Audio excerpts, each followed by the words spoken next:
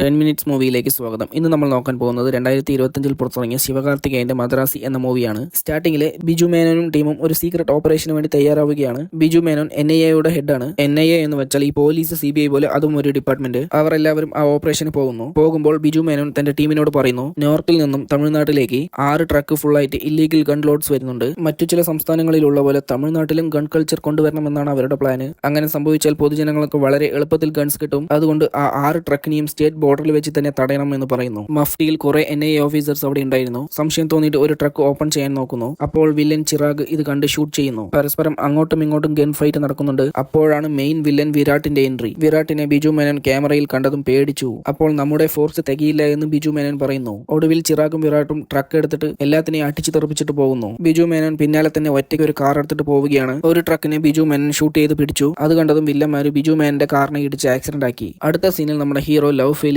ഒരു പാട്ടൊക്കെ പാടി ഞാൻ സൂസൈഡ് ചെയ്യാൻ പോവുകയാണെന്ന് പറഞ്ഞ് ഒരു ബ്രിഡ്ജിന്റെ മേലെ കയറി നിൽക്കുകയാണ്. താഴെയുള്ളവരാണെങ്കിൽ അവനെ ചാടാനായിട്ട് നല്ലപോലെ പ്രേരിപ്പിക്കുന്നുണ്ട്. അങ്ങനെ അവൻ എടുത്ത് ചാടിയതും അവന്റെ ഷർട്ട് ഒരു സ്കഫോൾഡിങ്ങിൽ കുടുങ്ങി. എന്നിട്ട് താഴെ വീണു. അതുകൊണ്ട് ചത്തില്ല, പക്ഷെ ഇഞ്ചറിയായി. അപ്പോൾ തന്നെ ആ നാട്ടുകാരൊക്കെ ചേർന്ന് അതുവഴി വന്ന ആംബുലൻസ് തടഞ്ഞ് അവരെ കയറ്റുന്നത്. അപ്പോൾ ആ ആംബുലൻസിൽ ബിജു മേനനും ഉണ്ടായിരുന്നു. രണ്ടുപേരെയും ഹോസ്പിറ്റലിൽ കൊണ്ടുപോയി രക്ഷിച്ചു. രണ്ടുപേർക്കും ഒരേ കാലിലായിരുന്നു പരിക്ക്. വില്ലന്മാരുടെ ടീമിൽ 2 NIA ഓഫീസേഴ്സ് ഉണ്ട്. അവർ ട്രക്സ് ഒരു ഗ്യാസ് ഫാക്ടറിയിലാണ് വെച്ചതെന്ന ഡീറ്റെയിൽസ് ഒക്കെ പറഞ്ഞു കൊടുത്തു. ആ ഗ്യാസ് ഫാക്ടറിയിൽ പോയി ട്രക്സ് എടുക്കാൻ പറ്റുമോ എന്നറിയാൻ ബിജു മേനൻ ഒരാളെ വിട്ടിട്ടുണ്ടായിരുന്നു. അദ്ദേഹം വന്ന് കാര്യങ്ങളൊക്കെ പറഞ്ഞു. അതിനകത്തേക്ക് പോകാൻ തന്നെ 4 ലെവൽ സെക്യൂരിറ്റി ഗേറ്റ് ഉണ്ട്. മാത്രമല്ല അതൊരു MP ഗ്യാസ് സ്റ്റേഷനാണ്. അതുകൊണ്ട് ട്രക്ക് എടുത്തിട്ട് വരാൻ സാധിക്കില്ല. അതുകൊണ്ട് ആരെങ്കിലും സൂസൈഡ് ബ്ലാസ്റ്റ് തന്നെ ചെയ്യണമെന്ന് പറയുന്നു. സാർ ഓർഡർ തന്നാൽ ഞാൻ ചെയ്യാമെന്ന് പറയുന്നു. അപ്പോൾ ബിജു മേനോന് NIA ഏജൻസിയിൽ നിന്നും കോൾ വരുന്നു. ഇപ്പോൾ തന്നെ ഒരുപാട് പേരുടെ ജീവൻ പോയി. ഇനി ആരുടെയെങ്കിലും ഒരാളുടെ ജീവൻ പോയാലും അതിന് നീയായിരിക്കും ഉത്തരവാദിത്യം എന്ന് പറയുന്നു. അപ്പോഴാണ് ഹോസ്പിറ്റൽ ടെറസിൽ നിന്ന് ശിവകാർത്തികേയൻ എടുത്ത് ചാടിയത്. അപ്പോൾ അവൻ ബിജു മേനോനോട് പറയുന്നു, ഈ വയർ എങ്ങനെയെങ്കിലും ന്യൂസ് ചെയ്തു തരൂ, എനിക്ക് ചാവണമെന്ന്. അവനെ എങ്ങനെയോ സെക്യൂരിറ്റികളൊക്കെ വലിച്ചു രക്ഷിച്ചു. പിറ്റേ ദിവസം അവൻ ഹോസ്പിറ്റലിൽ നിന്നും ഡിസ്ചാർജ് ആവുകയാണ്. അപ്പോൾ ബിജു മേനോനെ കണ്ടുവന്ന് പറയാൻ വന്നു. അപ്പോൾ ബിജു മേനോൻ ചോദിക്കുന്നു, എന്തായാലും നീ ചാവുകയില്ല, എനിക്ക് വേണ്ടി ഒരു ഹെൽപ്പ് ചെയ്യണമെന്ന്. അവനും എങ്ങനെയെങ്കിലും ചത്താ മതി എന്ന് പറഞ്ഞിട്ട് സമ്മതിക്കുന്നു. പിറ്റേ ദിവസം അവനെ സൂസൈഡ് അറ്റാക്കിന് വേണ്ടി തയ്യാറാക്കുകയാണ്. പോലീസിനോട് ഇവനെ പറ്റിയുള്ള ഡീറ്റെയിൽസ് അന്വേഷിക്കാൻ പറയുന്നു. അന്വേഷിച്ചപ്പോൾ പോലീസിന് വലിയൊരു ഷോക്കായിരുന്നു. ഇവൻ 16 വർഷം ഒരു മെന്റൽ ഹോസ്പിറ്റലിൽ ട്രീറ്റ്മെന്റിലായിരുന്നു. അങ്ങനെ ഒരു 6 മാസം മുമ്പുള്ള സീൻ കാണിക്കുന്നു. ഇതാണ് കഥാനായകി, പേര് മാലതി. അവിടെ എന്തോ പരിപാടി നടക്കുകയാണ്. അപ്പോൾ ഒരാളെ 4 റൗഡികൾ അറ്റാക്ക് ചെയ്യുന്നു. അപ്പോൾ ശിവകാർത്തികേയൻ അത് കണ്ട് അപ്പാ എന്ന് പറഞ്ഞ് ഓടി വന്നു.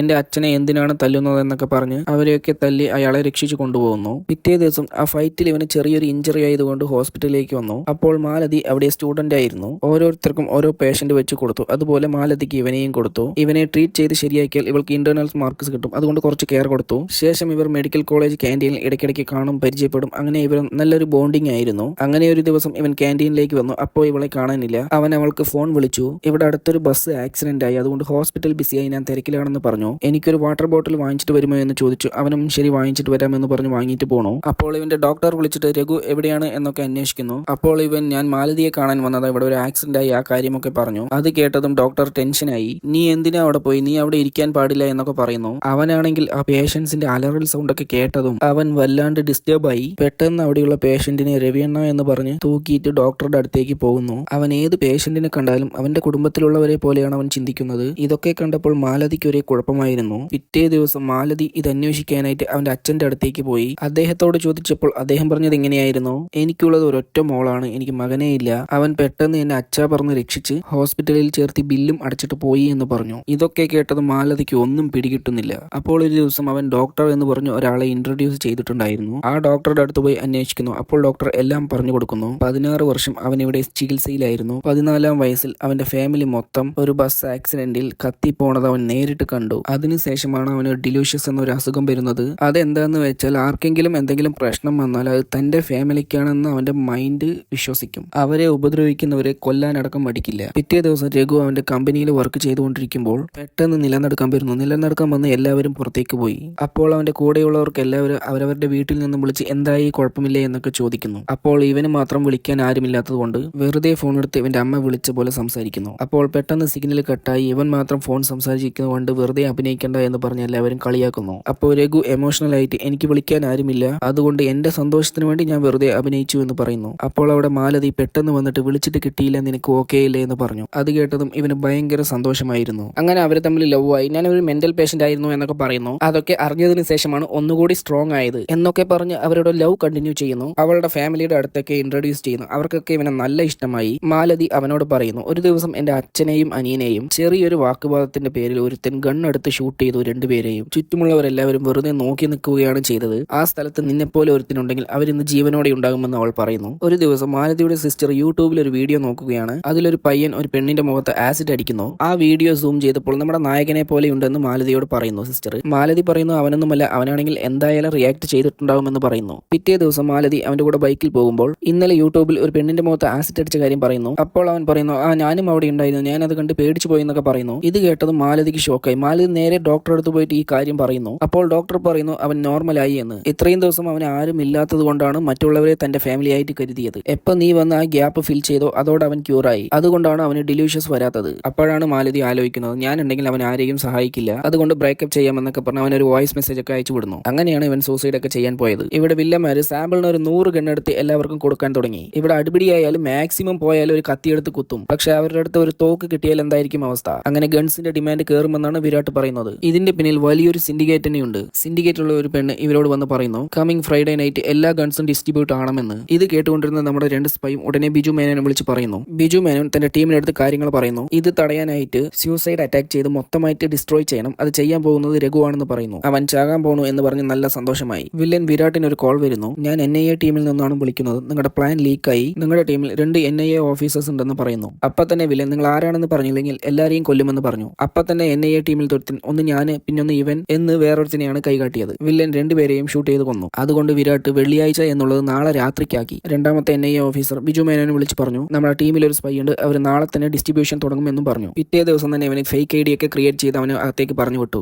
സെക്യൂരിറ്റി ഒരു ID മാത്രം എക്സിറ്റ് ആയില്ല എന്ന് പറഞ്ഞ് വിരാട്ടിനെ വിളിച്ച് പറഞ്ഞു ഒരാൾ അകത്തുണ്ടെന്ന്. അപ്പൊ തന്നെ ലൈറ്റ്സ് ഓൺ ചെയ്ത് അവനെ തിരിയാൻ തുടങ്ങി. വിരാട്ട് ട്രക്സിനെയൊക്കെ അവിടെ നിന്നും വേറൊരു സ്ഥലത്തേക്ക് പറഞ്ഞയച്ചു. അപ്പോഴാണ് മാലതി NIA ഓഫീസിലേക്ക് വന്നത്. ന്യൂസിൽ അവൻ സൂസൈഡ് അറ്റംപ്റ്റ് ചെയ്ത കാര്യമൊക്കെ അറിഞ്ഞു. ഹോസ്പിറ്റലിൽ പോയി ചോദിച്ചപ്പോൾ അവൻ നിങ്ങളുടെ കൂടെയാണ് വന്നതെന്ന് പറഞ്ഞു. അതുകൊണ്ട് അവനെ കൂട്ടിയിട്ട് പോകാൻ വന്നതാണെന്ന് പറയുന്നു. ബിജു മേനോന് എന്ത് പറയണമെന്ന് അറിയുന്നില്ല. അവളെ അകത്തിരിക്കാൻ പറയുന്നു. അവന്റെ അടുത്താണെങ്കിൽ ഫോണുമില്ല. രണ്ടുപേരും നല്ല അടിയാവുകയാണ്. വില്ലൻ നല്ല ഡോസിലായിരുന്നു. അപ്പോൾ അവിടുത്തെ ഒരു ഗ്യാസ് മുഖത്തടിച്ച് വില്ലൻ ചെറുതായിട്ടൊന്ന് മയങ്ങി. രഘുവിന് എന്ത് ചെയ്യണമെന്നറിയാതെ വില്ലന്റെ ഫോൺ എടുത്ത് ബിജു മേനോനെ വിളിക്കുന്നു. വിരാട്ട് നിർത്തി മയങ്ങി കിടക്കുന്നു. ഞാൻ എന്താ ചെയ്യേണ്ടതെന്ന് ചോദിക്കുന്നു. വിരാട്ടാണെന്ന് അറിഞ്ഞത് ബിജു മേനോൻ അവനെ ഷൂട്ട് ചെയ്യാൻ പറയുന്നു. അതേസമയം ചിറാഗും സെക്കൻഡ് കോളിൽ വരുന്നു. ഇവൻ രണ്ടും കോൺഫറൻസ് കോൾ വരുന്നു. ബിജു മേനോൻ അവനെ ഷൂട്ട് ചെയ്യാൻ പറയുന്നുണ്ട്. പക്ഷേ ഇവൻ സമ്മതിക്കുന്നില്ല. ഞാൻ ചാകാനാണ് വന്നത്, അവനെ കൊല്ലില്ല എന്ന്. നീ ചാകാൻ പാടില്ല, മാലതി ഇവിടെ വന്നിട്ടുണ്ട്. മാലതിയോട് അവൻ സംസാരിക്കുന്നു. ചിറാഗ് ഇതൊക്കെ കേട്ടിട്ട് നീ അവനെ കൊന്നാൽ മാലതിയെ ഞാൻ കൊല്ലുമെന്ന് പറയുന്നു. ഇത് കേട്ടതും രഘുവിന് ദേഷ്യം വന്ന് വിരാട്ടിനെ ചട്ടപ്പട്ടയെന്ന് ഷൂട്ട് ചെയ്യുന്നു. അടുത്ത സീനിൽ ഇവൻ ഇരിക്കുന്ന NIAയുടെ ഡാർക്ക് ഹൗസിലാണ്. മാലതിനെയും അങ്ങോട്ട് കൂട്ടിയിട്ട് വന്നു. നിങ്ങളുടെ ജീവൻ ഭീഷണിയുള്ളതുകൊണ്ട് രണ്ടുപേരും പുറത്തു പോകേണ്ട, ഇവിടെ തന്നെ ഇരുന്നാൽ മതി എന്ന് പറയുന്നു. ബിജു മേനോനും സന്ദീപും ഒരാളെ നോക്കാൻ പോകുന്നു. സന്ദീപ് ഈ ബിജു മേനോന്റെ മകനാണ് കേട്ടോ. വിരാട്ടിനെ അവർ ജീവനോടെ പിടിച്ചു. എങ്ങനെയാ പിടിച്ചതെന്ന് വെച്ചാൽ വിരാട്ട് അലറുന്നത് കണ്ട് രഘുവിന് പെട്ടെന്ന് ഡിലീഷ്യസ് വന്നു. അങ്ങനെയാണ് അവനെ തൂക്കിയിട്ട് വന്നത്. സുദർശൻ എന്ന ഈ NIA ഓഫീസർ വിരാട്ടിന്റെ ക്യാബിനിൽ കയറിയിട്ട് നിങ്ങൾക്ക് കോൺഷ്യസ് ഉണ്ടെങ്കിൽ തള്ളവിരലൊന്ന് അനക്കാൻ പറയുന്നു. അതെ, ഇവനാണ് ആ സ്പൈ.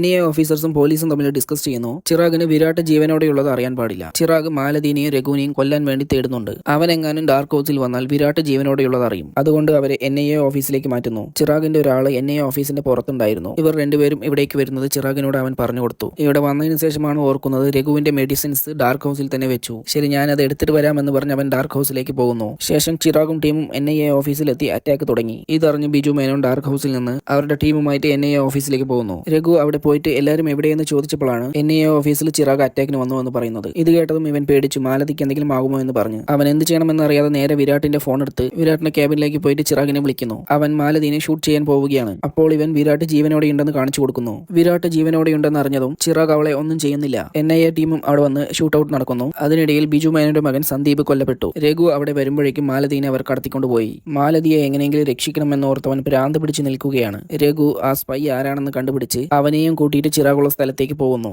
അപ്പോൾ കൂടെ ഒരു NIA ഓഫീസറും ഉണ്ടായിരുന്നു. അദ്ദേഹം ബിജു മേനോനെ വിളിച്ച് പറയുന്നു, സ്പൈ വേറെ ആരുമായിരുന്നില്ല, സുദർശനായിരുന്നു. ഞങ്ങൾ ഇപ്പോൾ ചിറാഗുള്ള സ്ഥലത്തേക്ക് വന്നു, എല്ലാരെയും കൂട്ടിയിട്ട് പെട്ടെന്ന് വരാൻ പറയുന്നു. അപ്പോൾ വിരാട്ട് ഇവിടെ മെല്ലെ ക്യൂറായിട്ട് വരുന്നുണ്ട്. അവിടെയും ഗൺ ഫൈറ്റ്സ് നടന്നു. അതിൽ ചിറാഗ് പറയുന്നുണ്ട് വിരാട്ട് ഇനി വെറും 4 മണിക്കൂറിൽ രക്ഷപ്പെടുമെന്ന്. ഒടുവിൽ ഈ ഗൺഷൂട്ടിന്റെ അവസാനത്തിൽ ചിറാഗിനെ സന്ദീപിനെ എങ്ങനെ കൊന്നു അതേപോലെ തന്നെ ചിറാഗിനെ എല്ലാവരും ഷൂട്ട് ചെയ്ത് കൊന്നു. രഘുവിന് മാലതിയെ കിട്ടിയില്ല. അതിനുള്ളിൽ അവന്റെ ആൾക്കാരെ എവിടെയോ കൂട്ടിക്കൊണ്ടുപോയി. അതിനുശേഷം ബിജു മേനോൻ വിരാട്ട് അവിടെ ഉണ്ടോ എന്ന് നോക്കാൻ പറയുന്നു. സെക്യൂരിറ്റി ഗാർഡ്സ് അവനെ കാണാനില്ല എന്ന് പറയുന്നു. വന്ന് നോക്കുമ്പോഴേക്കും അവൻ എല്ലാവരെയും കൊന്നിട്ട് അവിടെ നിന്ന് പോയി. മാലതിയും കൂട്ടിയിട്ട് അവന്റെ ആൾക്കാർ അവന്റെ അടുത്തേക്ക് വരുന്നു. അപ്പോൾ വിരാട് ചിറാഗ് എവിടെയെന്ന് ചോദിക്കുന്നു. അപ്പൊ അവന്റെ ആൾക്കാർ രഘു ചിറാഗിനെ കൊന്നു എന്ന് പറഞ്ഞത് അവൻ നല്ല ദേഷ്യപ്പെടുന്നു. അപ്പോൾ അവിടെ സിൻഡിക്കേറ്റിന്റെ മീറ്റിംഗ് ഉണ്ടായിരുന്നു. അവർ പറയുന്നു എല്ലാവരും വന്നു, ഇനി 1 മണിക്കൂർ മാത്രമേ ഉള്ളൂ, അതിനുള്ളിൽ ഗൺസ് ഡിസ്ട്രിബ്യൂട്ട് ചെയ്യണമെന്ന്. ഗൺസ് ഒക്കെ ഹാർബറിൽ ലോഡുകളുണ്ട്, എല്ലാ ലോഡും ഇന്ന് തന്നെ അയക്കാമെന്ന് വിരാട് പറയുന്നു. പക്ഷേ ചിറാഗിനെ കൊന്നവനെ കൊല്ലണം എന്നായിരുന്നു ഇവന്റെ നിർബന്ധം. അത് ഞാൻ നോക്കിക്കോളാം, അവന്റെ തല ഞാൻ നിനക്ക് കൊണ്ടുതരാമെന്ന് ഇദ്ദേഹം പറയുന്നു. പക്ഷേ സംഭവിച്ചത് നേരെ തിരിച്ചായിരുന്നു. രഘു ആയിരുന്നു ഈ പറഞ്ഞയാളുടെ തല വെട്ടിക്കൊണ്ടുപോയത്. അതിനുശേഷം അവർ രണ്ടുപേരും നല്ല അടിയാവുന്നു.